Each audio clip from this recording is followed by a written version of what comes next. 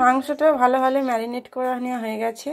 এতে নুন, হলুদ, সরষের তেল, আদা রসুন বাটা, একটু লেবু রস, লঙ্কা গুঁড়ো, হলুদ গুঁড়ো ভালোভাবে মাখিয়ে নিয়ে এটাকে ম্যারিনেট করে রেখে দিয়েছি।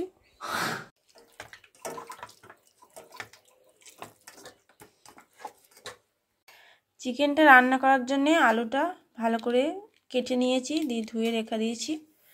পেঁয়াজটা কুচিয়ে নেওয়া হয়ে গেছে, টমেটো কুচিয়ে নিয়েছি, ধনে পাতাটা কুচিয়ে রেখে দিয়েছি, আর লঙ্কাগুলো কুচিয়ে রাখা আছে।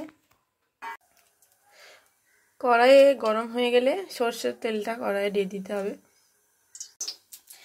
তেলটা গরম হয়ে গেলে ফোড়ন হিসেবে একটা তেজপাতা, এলাচ গুঁড়ো, অল্প জিরে, গোটা জিরে, চিনি আর একটু শুকনো লঙ্কা, তেলে গোলমরিচ গুঁড়ো তেলে ফোড়ন হিসেবে দিয়ে দিতে হবে।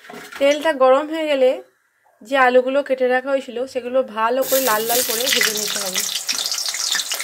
আলুগুলো লাল লাল করে ভেজে নিলে রান্নার স্বাদটা আরও বেড়ে যাবে। আলুগুলো এই যে লাল লাল করে পুরো ভাজা হয়ে গেছে, এবার আলুগুলোকে তুলে ফেলতে হবে। এবার তেলেতে ফোড়নটা দিয়ে দিতে হবে, তারপর একটু ভালো করে নেড়ে নিতে হবে। একটু সেন্টটা বেরিয়ে এলে তেলে সামান্য পরিমাণ বাটার দিয়ে বাটারটা ভালো করে নেড়ে নিতে হবে। এরপর ধনে পাতাগুলো তেলেতে দিয়ে দিতে হবে। ধনে পাতাগুলো একটু ভাজা ভাজা হয়ে এলে এরপর পেঁয়াজটা অ্যাড করে দিতে হবে।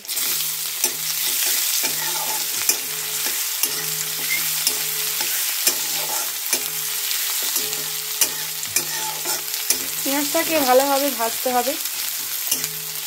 অল্প করে একটু নুন পেঁয়াজটা দিতে হবে, যাতে ভালো করে নরম হয়ে যায়। যতক্ষণ না পেঁয়াজটা বাদামি হচ্ছে তখন পেঁয়াজটাকে ভাজিয়ে নিতে হবে। পেঁয়াজটা হালকা বাদামি হলে এরপর টমেটোটা অ্যাড করে দিতে হবে, টমেটো কুচিটা। টমেটো কুচিটা অ্যাড করার পর আর একটু নেড়ে টমেটোটা যতক্ষণ সেদ্ধ হয়ে আসছে ততক্ষণ ধরে এটাকে সেদ্ধ করতে হবে। টমেটোটা একদম গলে গলে এলে তারপর এর মধ্যে মশলাপাতি অ্যাড করতে হবে। টমেটোটা হালকা নরম হয়ে এসেছে, এরপর রসুন বাটাটা অ্যাড করে দিতে হবে। রসুন বাটাটা একটু আগে অ্যাড না করলে রসুনের কাঁচা গন্ধটা যায় না। রসুন বাটাটা অ্যাড করে দিলাম।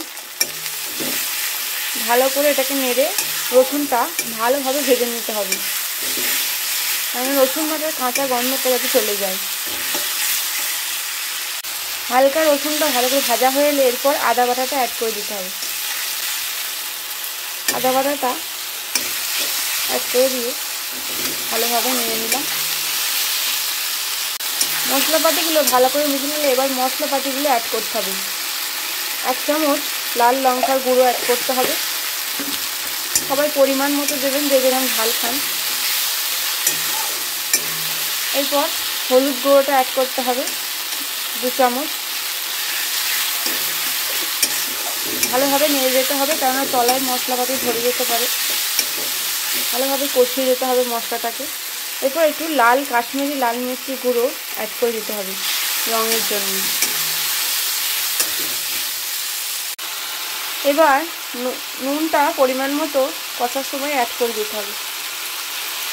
1 চামচ 1.5 চামচ দিয়ে দিলাম নুনটা পরিমাণ মতো অ্যাড করে কালারটা দেখুন ভালোভাবে কষাতে হবে। ভালো করে মশলাটাকে কষিয়ে নিতে হবে। মশলাটা ভালো করে ভাজা হয়ে এলে চিকেনটা অ্যাড করে দিয়েছি।